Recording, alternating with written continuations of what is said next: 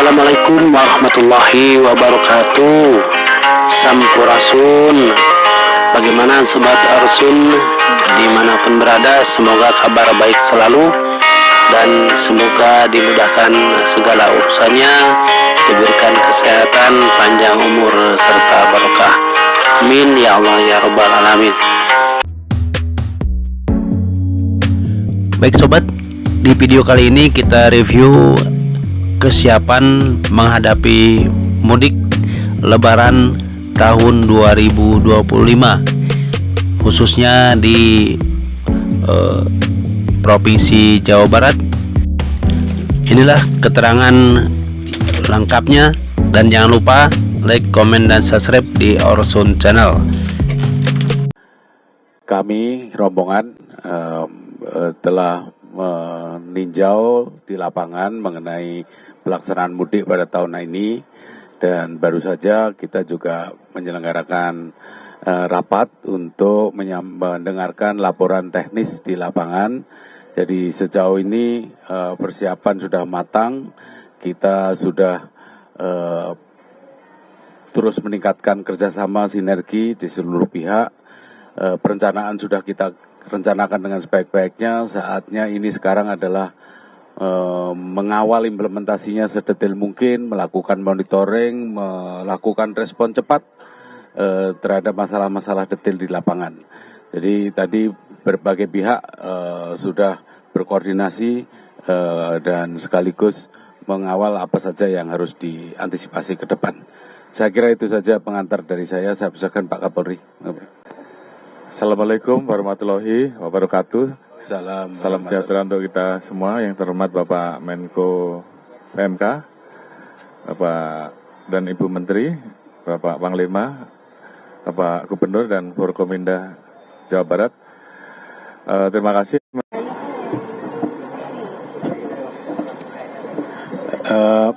Rekan-rekan media yang saya hormati, kami rombongan telah meninjau di lapangan mengenai pelaksanaan mudik pada tahun ini, dan baru saja kita juga menyelenggarakan rapat untuk mendengarkan laporan teknis di lapangan. Jadi sejauh ini persiapan sudah matang, kita sudah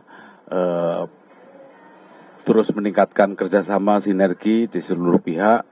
Perencanaan sudah kita rencanakan dengan sebaik-baiknya. Saatnya ini sekarang adalah mengawal implementasinya sedetail mungkin, melakukan monitoring, melakukan respon cepat terhadap masalah-masalah detail di lapangan.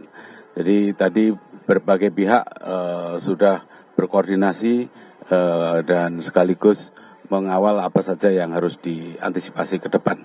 Saya kira itu saja pengantar dari saya persilakan Pak Kapolri. Assalamualaikum warahmatullahi wabarakatuh.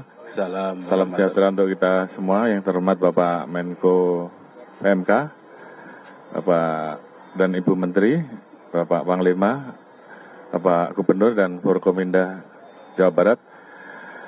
Terima kasih menambahkan apa yang disampaikan oleh Bapak Menko PMK. Hari ini kita bersama-sama melaksanakan pengecekan langsung di kilometer 57 yang merupakan salah satu rest area yang digunakan oleh masyarakat, yang dilengkapi dengan berbagai macam fasilitas, dan ini tentunya perlu kita apresiasi karena lengkap, mulai dari tempat untuk berbuka puasa, kemudian tempat istirahat, kemudian juga ada berbagai macam fasilitas lain, ruang laktasi dan sebagainya, tempat ibadah, dan juga SPBU, dan juga ada pengisian SPKLU untuk mobil listrik. Jadi termasuk juga bengkel. Jadi ini mungkin juga kita harapkan di rest area yang lain juga dilengkapi dengan fasilitas yang sama.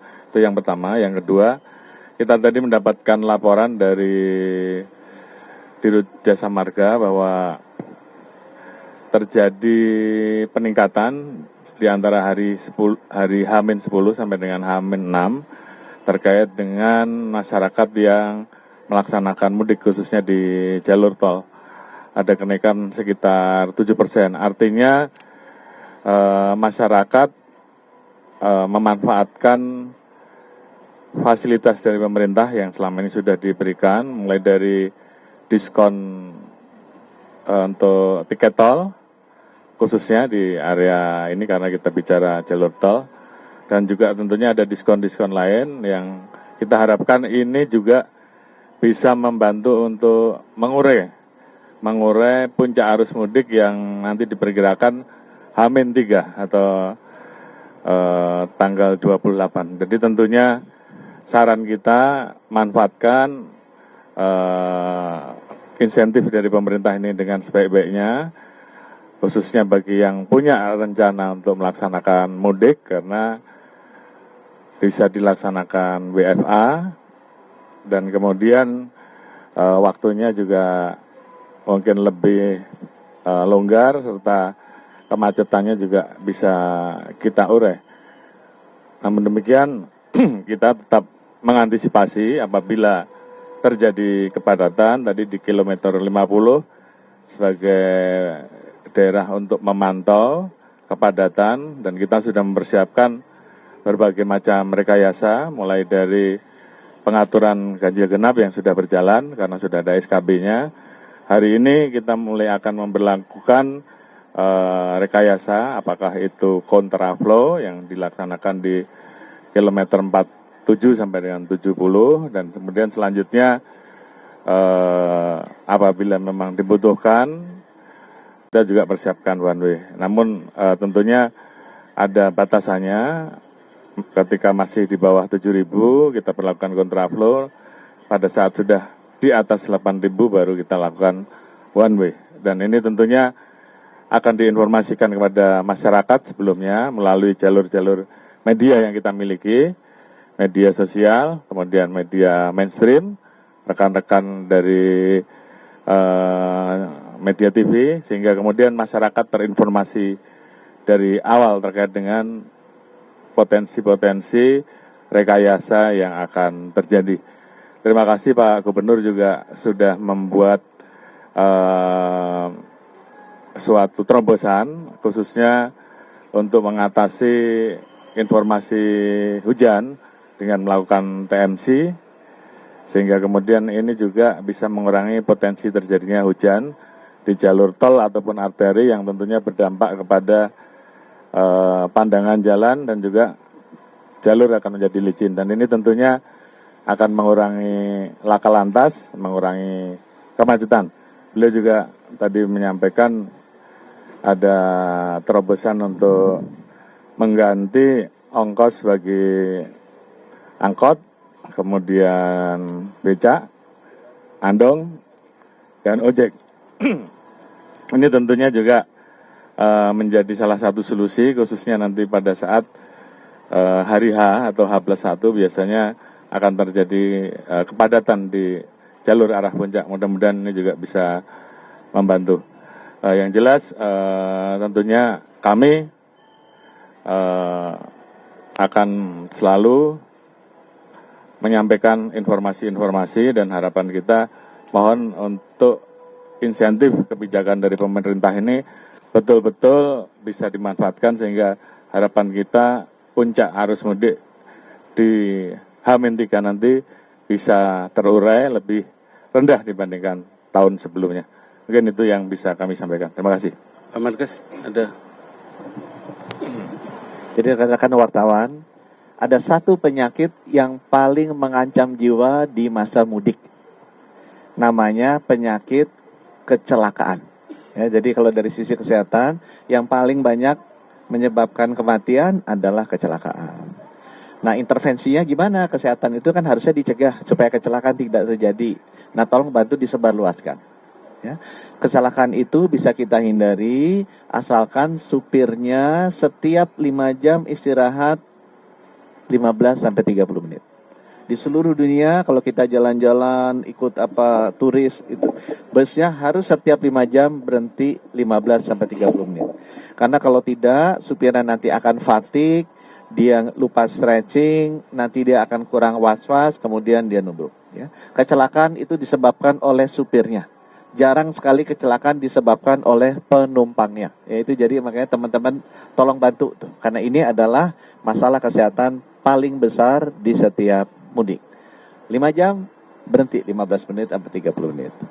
Nomor 2, tadi saya cek yang paling banyak masalah kesehatan lain selain tubrukan di sini apa? Ternyata ada influenza, darah tinggi, nyeri kepala, nyeri otot. Ya. Yang influenza darah tinggi ada obatnya. Kalau nyeri kepala, nyeri otot, ada tukang pijatnya, baik yang manual maupun yang elektronik. Jadi kalau ada yang sakit bisa langsung dilayani di sini. Ya, terima kasih buat para penyedia layanan. Nah, mencegahnya gimana? Kalau tadi mencegahnya adalah setiap 5 jam berhenti, kalau ini mencegahnya jangan lupa cek kesehatan gratis, itu hadiah dari Pak Presiden. Ya, bisa dilakukan sebelum berangkat atau kalau kepepet mau dilakukan di sini juga sudah ada. Itu aja dari saya. Mudah-mudahan tidak ada yang mengalami masalah kesehatan dan semuanya bisa selamat kembali ke daerah masing-masing. Terima kasih. Assalamualaikum warahmatullahi wabarakatuh. Dalam hal ini TNI menyiapkan personil sebanyak 66.714 personil yang akan diperbantukan kepada Polri dan sebagian akan standby di satuannya untuk menghadapi apabila terjadi bencana alam untuk perbantuan kepada masyarakat. Selain personil, TNI juga menyiapkan 9 pesawat udara dengan jenis Hercules, kemudian CN, Kasa. Kemudian juga TNI menyiapkan 4 KRI yang sekarang sudah operasional untuk membantu masyarakat yang mudik gratis, itu dari Jakarta menuju ke Semarang dan Surabaya. 1 KRI itu 2.000 personil dan hari ini sudah full. Kemudian juga menyiapkan helikopter apabila dibutuhkan dan ambulan, kemudian heksapator, pemadam kebakaran, kendaraan derek kita siapkan. Terima kasih.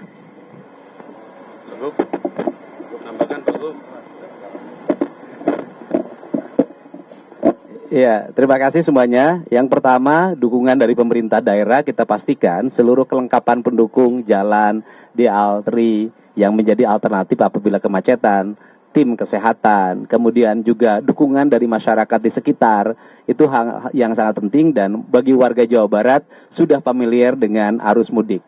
Yang kedua, kita berkomitmen, tadinya saya melakukan modifikasi cuaca hanya sekali di tanggal 28 saja, tapi pertimbangan antisipasi maka saya sudah meminta 3 kali. Jadi mulai besok sampai pada malam takbiran kita akan lakukan itu. Karena sehebat apapun kita melakukan rekayasa lalu lintas, selancar apapun, kalau hujannya sangat deras, pasti akan terhambat dan terjadi kemacetan. Dan kasihan petugas, kalau dalam keadaan hujan, kemudian harus hujan-hujanan semalaman untuk ngatur lalu lintas, ini menjadi problem utama. Sehingga pawang hujan melalui BMKG ini adalah bagian dari upaya melancarkan mudik.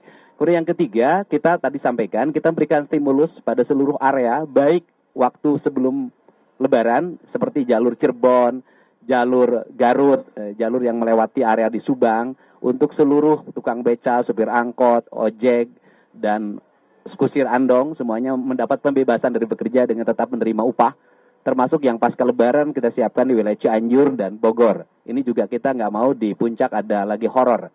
Nah kemudian yang terakhir saya minta ke teman-teman media, kalau saya sih boleh ngomong gini, karena saya biasa bicara bebas. Kita doakan lancar, walaupun teman media kalau lancar itu seolah-olah tidak hot. Ya kan? Jadi kalau macet dikit maka beritanya menjadi rame dan itu followernya menjadi bereaksi, komennya jadi banyak. Saya tetap berharap lancar tetap tapi diminati menjadi berita yang diminati publik. Kemudian yang terakhir adalah pesan. Kalau lancar ke media katakan lancar. Kemudian jangan sampai nanti arusnya lancar kemudian dibilang ini mudik hari ini turun, ekonominya lagi lesu. Jangan begitu. Lancar katakan lancar. Kalau macet kita upayakan untuk tidak macet. Terima kasih. Assalamualaikum warahmatullahi wabarakatuh. Sudah? Ada tambahan?